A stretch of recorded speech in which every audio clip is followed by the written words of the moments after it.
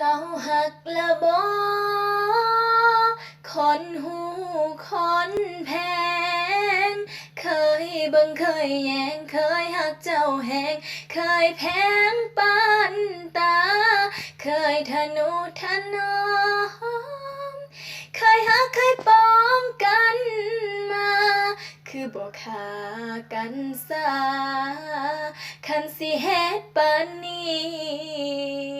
หูคู่ของเฮาสองคนบ่อาจลบอาจลืมมันลงยังคงซื่อตรงยังคงพักดียังคงบ่แปรผันถนนเส้นนั้นที่เฮา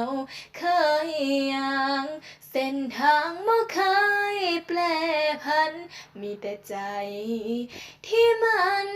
บ่คือเก่ายังจำได้บ่คำว่าหักกันเจ้าสิเทียมมันลง